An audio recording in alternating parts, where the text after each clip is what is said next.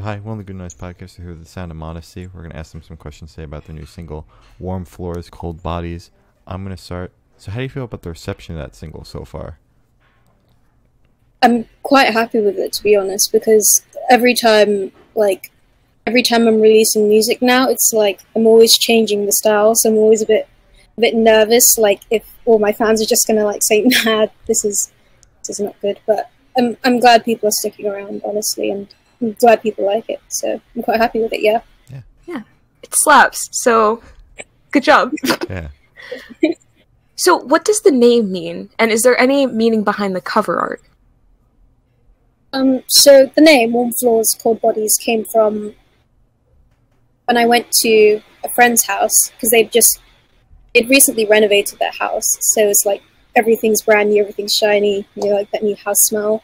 It's great. And I was in her kitchen for like maybe an hour, and then I realized, wait, my feet are warm, and it was because she had heating under the flooring, which was mind blowing for some reason. And Yeah, that's kind of cool. I sort of came up with this metaphor in my head of what if we're all just old bodies, like empty people, just like looking for a warm floor, or like some sort of external reason for warmth and happiness. I don't know. It's like I make these really, I go way too deep with my metaphors, but yeah, that's where the name came from. And as for the album art, it's part of a concept album that I'm going to be releasing at the end of the year. So I took loads of amazing pictures at an aquarium with a good friend of mine, Diana Patient. She's a great photographer.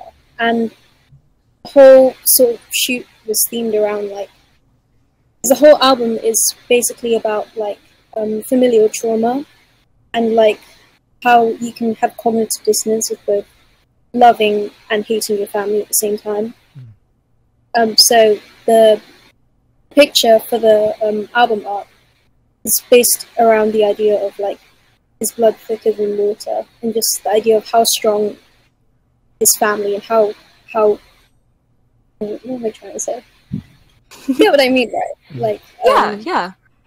yeah. So it's like, how strong does your family need to be able to stand a shit ton of crazy stuff? But yeah, that's, and then the album art for Warm Floors is one of the photos that we took for the shoot.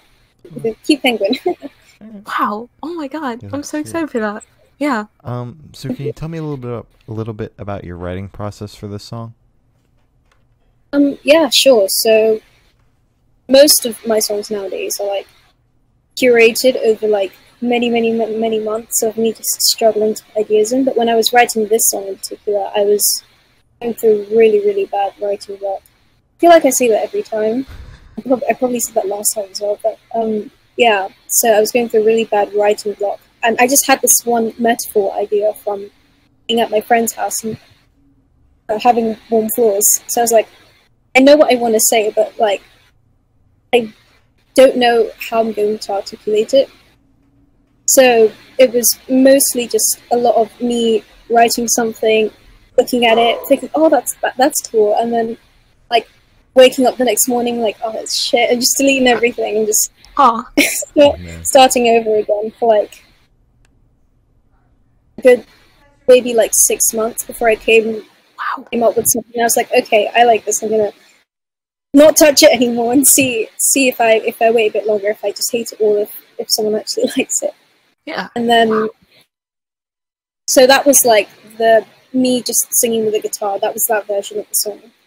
And and then it sort of became like this really intense, like J-rock, like really prog style song when I met my now one of my good friends and producers. His name's Ryan, and he and I both like were obsessed with anime. So anime intro songs, like all that stuff that's our jam. So when I met him, he heard the song. He was like, "Bro, this could totally be like an anime intro." So then we got into a room and we just went at it. Just like he just added guitar part after guitar part, and I was like playing my bits and singing, and we ended up with this song really. And then the next months when lockdown started, we just getting different people on the project. So we got a bassist.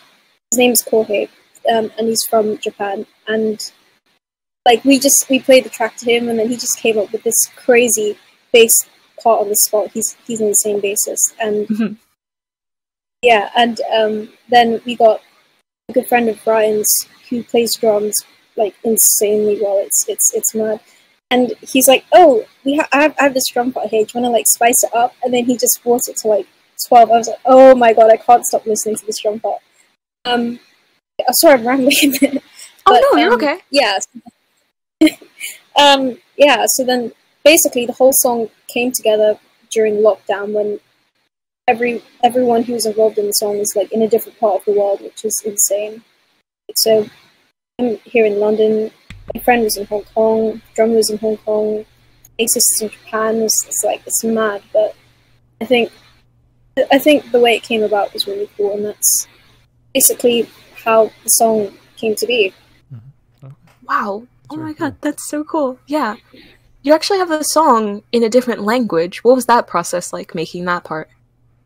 Oh yeah, so Shoko, which is Japanese. I'm probably butchering the name. I'm sorry. I don't speak Japanese. I'm just a huge lead. Yeah, it's Japanese for longing, and the way that happened was, like, we had the finished demo of the English version, and then I had this really crazy idea. So I was telling Brian, like, do you know what would be cool? If we did a Japanese version, and he like, this is over text, of course. So he's like, "Aha, very funny," you know, all sarcastic and that. And then he took like a minute break, and then he was like, "But you're being serious, aren't you?" I was like, because like once I get like these crazy ideas, like I can't let them go until I at least like try them out, you know. So I was like, you know, let's hit up my friend Corey and get him to like have a look at the lyrics and maybe translate them, because I'm a friend who speak Japanese, so that was interesting. So they translated it. So it's not like a direct translation, but it's like there's a lot, because a lot of the lyrics in English are quite metaphorical. So a lot of the lyrics had to be changed to something quite different. So in itself, it's like its own song if you do speak Japanese and you understand. But essentially, it is the Japanese version, music-wise. And then, what's I going to say again? No. This heat, man, this heat is making me forget everything. It's all good. We're currently going through like a massive heat wave, so. Oh dear. Oh god. Hence the sweaty face, but. Yeah. Bro, stay hydrated. Yes, very important. So. Okay, they translated the lyrics, and then I spent the next maybe month putting off learning the lyrics, because it's like, oh, I don't want to mess this up. I don't want to be like one of those people, you know, like who just like watch appropriation. I don't want to do that, because like the whole reason to do a song version in Japanese was to like pay homage to like the J-rock genre, like have a nod to that. So I was like cringing in my head like for like a month straight, like listening to myself like learn the lyrics over, and then it's like, oh, that doesn't sound good at all.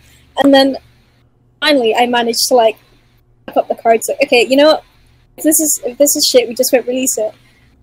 So then I sent the final stems over to my producer, and then he showed it to my friend Jorge, and I was so relieved when he was like I was so relieved, and he's like, "Oh, this sounds like pretty good." I was like, "Oh my god, I didn't butcher it, thank goodness." Poggers. Yeah, it sounded great. Yeah. So that's how the Japanese version came to be. Alright, that's Wow. cool. Yeah. So can you tell me a little bit about your headspace while writing the song? So I'd say it was pretty on and off, because like when you're writing a song for a very long period of time, like you go through these phases of like, oh, I love it, like I could listen to this forever, like 4 a.m. on loop until like however many days, and then that's immediately followed by, oh, this song is shit, like I'm not, what was I thinking when I was writing that part? I need to change it. So I think with this song it was just a matter of that. But then when I started working on it with Ryan, because when I work on songs with other people, it's like on my own, it's like, oh, that sounds shit. But then as soon as someone else says like, oh, that's pretty good, it's like, yeah, it is, hell yeah.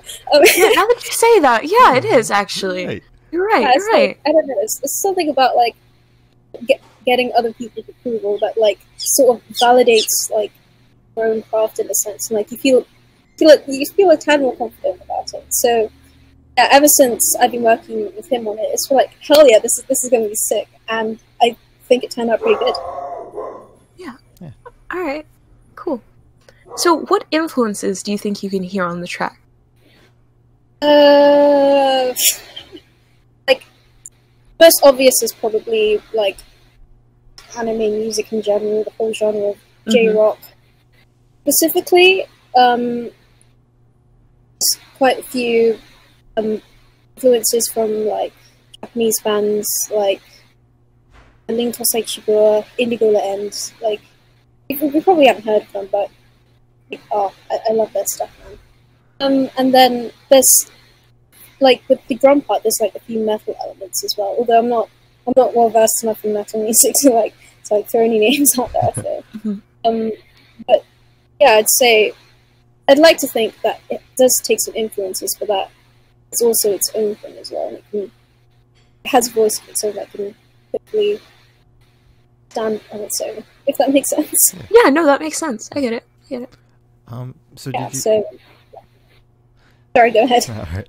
So did you do anything differently on this track that you didn't get to do on your last one, Stalemate? Yeah, actually, because Stalemate was recorded live in a studio, so it's pretty much one take, and then I was like, hey, this done, I can forget about it for a bit, while Ryan, he has his mixing magic. And then, yeah, so I got to, like, do that and forget about it for a long time. But with Warm Floors, because we were all locked down at the time when we started, like, properly working on the track. It was like constant back and forth of, oh, actually, I think I could try this instead. It was like, oh, this is not good enough. You need to, like, my producer's good at, like, calling me out when I'm being lazy with recording music and stuff. Recording is one of the longest things that you can do, and it's quite tiring, but he's good at calling me out. So it's like, he'll say, no, you need to record that again, you're not putting enough energy into that. So it was like a lot of back and forth of like, okay, we need to make this as epic as possible. So eventually it came to the point where it's like, okay, we just need to like set a date, release it, because this is getting ridiculous. It's just like the tiniest tweaks that no one would even notice it unless it was us. So yeah, that's how that all happened. So this one was much more nitpicky. Yeah. All right. You can be like, that's fine.